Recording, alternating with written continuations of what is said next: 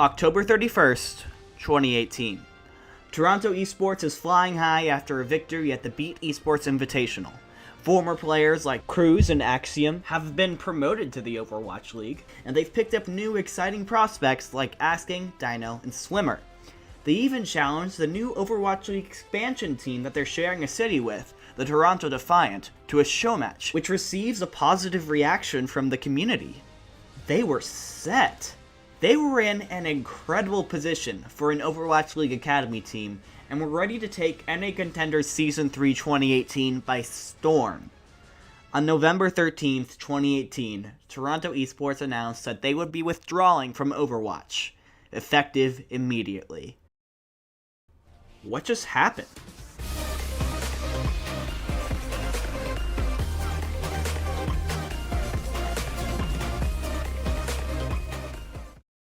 Meet Dr. Ryan Pallett. He is the owner of Toronto Esports and is also a physician, having obtained his medical degree from the University of Toronto in 2011 and completing a specialization in family medicine in 2013.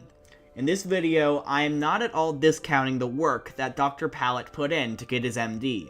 That is years and years of education. He probably spent a good portion of his life working towards that, and should absolutely be proud of it. But why am I telling you this in a video about esports? Well, this is probably the last kind thing I'm going to say about Dr. Pallett, who I'll just call Ramsey from now on, as it's his in-game name. However, if Ramsey ends up finding this video, I don't want him to think that I'm discounting his education, because I'm not.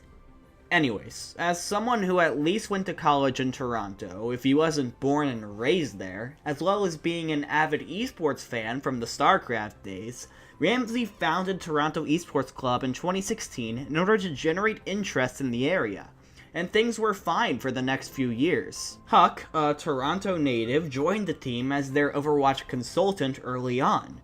The team did well in some minor and weekly tournaments, and then the team likely used their connection with Huck to become the Boston Uprising Academy team, where they competed in Contenders Season 1 and 2, never winning but definitely placing respectably, especially with their second place finish in Season 1. And as mentioned before, they won the Beat Esports Invitational Season 5. So things are going great, but now they start getting interesting. As soon as it was announced that Toronto was going to be getting an Overwatch League team, people were wondering what was going to become of Toronto Esports. After all, Blizzard forced the Seattle Skyfoxes to rebrand to just Skyfoxes last season, and they don't even have a team in Seattle. However, as the Toronto Defiant revealed themselves and their roster, no rebrand came. It seemed that the Defiant were willing to coexist with the Toronto Esports Club.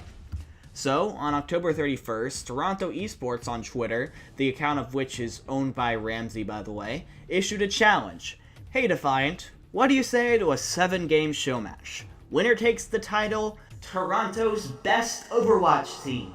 Let's make it happen. With a picture that simply says, are you afraid? Now, I think a Toronto show match in theory could be great, and the tweet definitely got a lot of support compared to their other tweets. But I feel as if Toronto Esports are coming on way too strong here. Don't get me wrong, rivalries are fun, and I can get that Toronto Esports maybe want to play the villain, but putting a title like Best Team in Toronto on the line, as well as asking the Defiant if they're scared right off the bat, is just aggressive, especially to a team that is still getting organized and building its team and its fan base. I think that if the Toronto Esports had been a little friendlier in their approach, a response would have been more likely. However, look at it from the Defiant's point of view. Look at the position they're in. They're a brand new team, trying to build up their roster and their brand, trying to make their city care about them. And in comes Toronto Esports offering a show match that could make them lose all that they've been building. Let's look at the Defiant's possible outcomes. If they accept the show match and lose, they will lose literally everything that they've been trying to build. The Defiant losing to a Tier 2 team this early in their existence would not only practically destroy their reputation, at least into Overwatch League, but would also cause them to lose their local fans to Toronto Esports, which I'm sure would wear the title Best Overwatch Team in Toronto like a championship belt. And if the Defiant win the show match, well, nothing really happens. Sure, some fans might be hyped to see their squad in action, but They were supposed to win. They were supposed to be the best team in Toronto.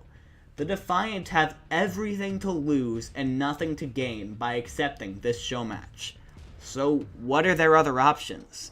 They could publicly decline the offer, but then they fall into Toronto Esports' trap, and they and a lot of the community will call them out as being scared.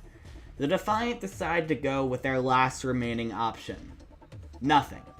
Now, I honestly don't know if this is a better solution than publicly declining. While they were going to be called cowards either way, coming public and explaining why their situation doesn't make a show match mutually beneficial may have lessened the blow. Instead, they keep their heads down and hoped that it would all blow over. However, Ramsey wasn't going to let it go that easily. A week later, November 7th, Ramsey retweeted a reply that led to a timer, which displays the time since their original challenge tweet, saying, "Hey Defiant, let's give the fans what they want to see. We'll be super hype. You're still on the clock." The thinly veiled attempts to pressure the Defiant into accepting are obvious. The clock is ticking. This is what the fans want. Are you scared? This is when the community started to push back against Toronto Esports. Nathan Bain replied on Twitter saying, "They shouldn't be ignoring you guys, but I'm pretty sure it's not going to happen before they announce the last 2 players of their required 8.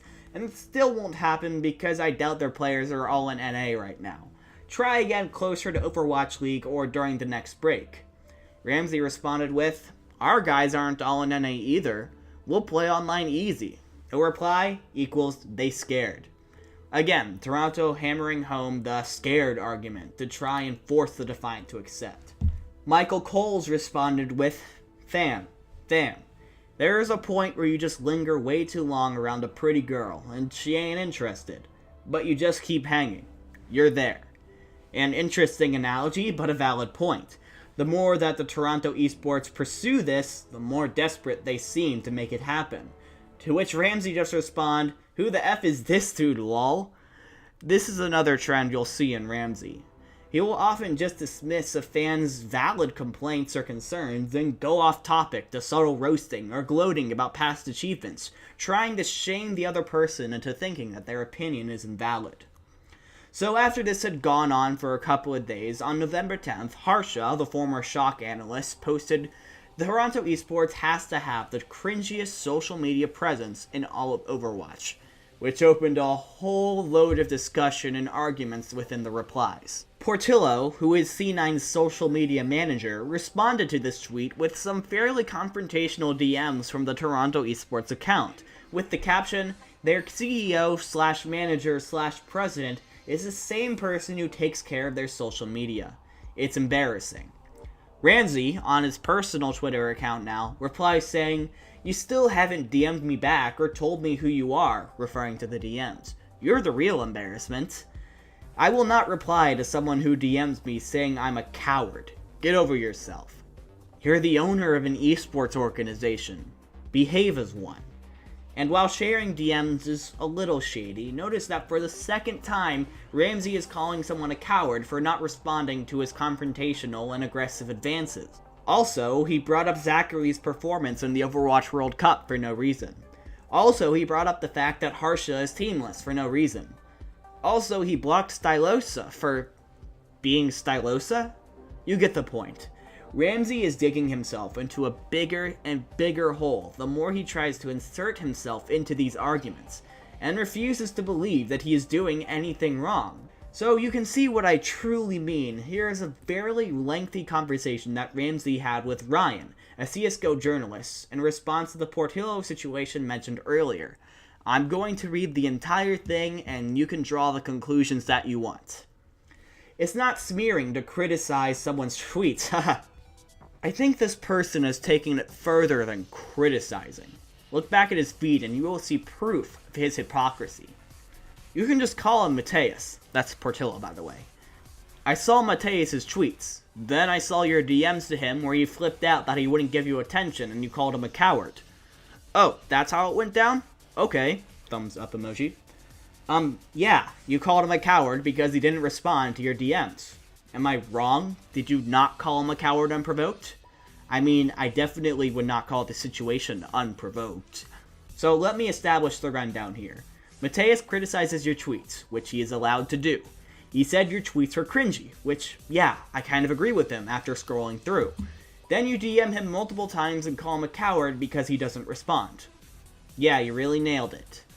I mean, if you want to try and explain your side without making snide, sarcastic remarks, I would try and give you more of the benefit of the doubt here. I mean, you leave out the part where he posts and retweets a private conversation, and also the part where he contradicts himself by saying a tweet is bad for the community, and at the same time retweet it to 12k people. Like, ask yourself, what is his stake here? Why would someone from C9 get involved? It's bad for the community because you are diminishing and lowering the value of the contender's brand. He's bringing awareness to the issue, with the hope and intent of making sure other organizations do not emulate your actions. He also works for the effing Spitfire, you moron. How exactly are we lowering our brand value? By acting immature and childish on your own brand, especially DMing individuals using the brand name, you're creating a value where people are repulsed by your actions, imaging, and branding. They don't want to be associated with you because your tweets are so bad.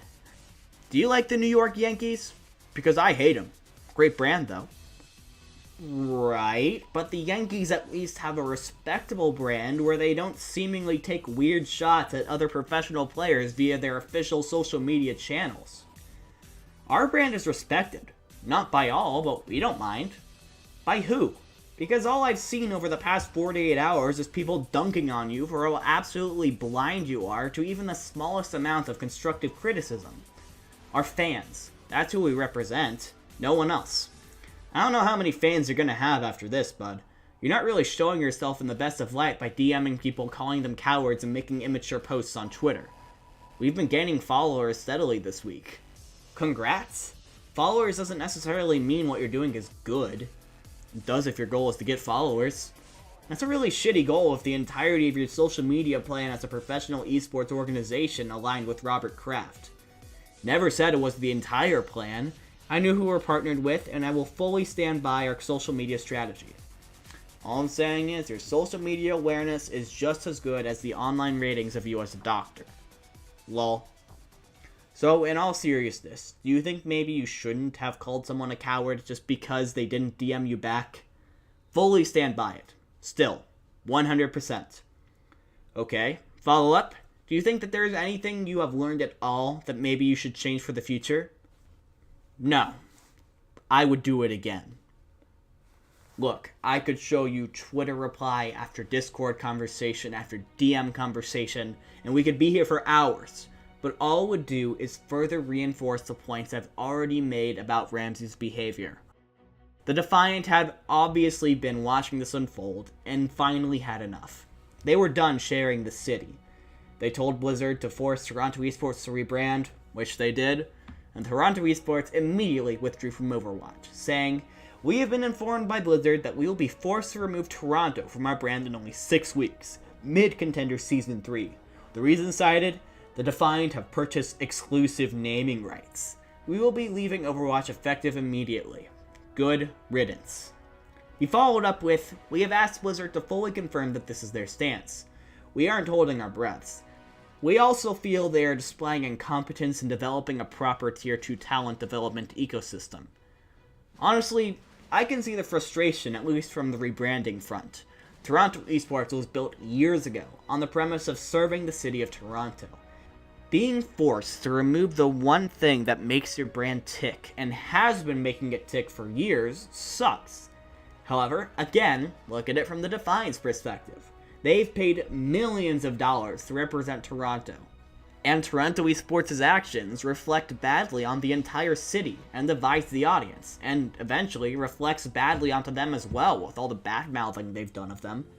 Also, I genuinely think that Toronto Esports should have seen this coming eventually and have been preparing for it months in advance.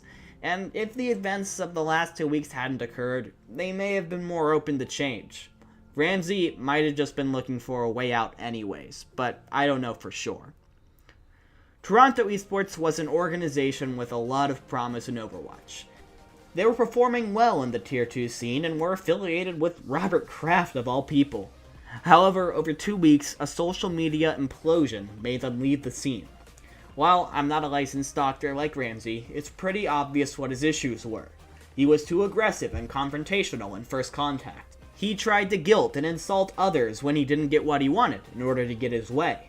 And most importantly, he refused to take even a shred of criticism from anybody, despite the fact that it was coming from just about everywhere that you could think of. The criticism from the entire community started to reflect badly on not just the Defiant, not just Toronto Esports, but the entire city of Toronto as a whole. And because of that, Toronto Esports was forced to take Toronto out of their brand, which was the last straw. Or maybe it was the excuse that Ramsey was looking for. That was how an Overwatch League Academy team destroyed itself in 2 weeks. I genuinely wish Ramsey and Toronto Esports the best of luck in whatever direction they head in next. Despite the meltdown, you can't deny what the organization was able to achieve. Also, if you were worried about the players and staff, don't be. Huck confirmed that the Uprising still have the rights to all of their contracts, and they will still compete in the upcoming season of Contenders, just under a different brand. Anyways, I hope you enjoyed this video. The sudden collapse of a powerhouse like Toronto Esports was very fascinating to me, and I wanted to try and get a more comprehensive look at what happened now that the dust has settled a bit. I hope I have accomplished that. If you enjoyed the video and want to see more, make sure to leave a like and subscribe for more competitive Overwatch content, as I try to make a video every week. Until then, that's all from me. Don't get tilted.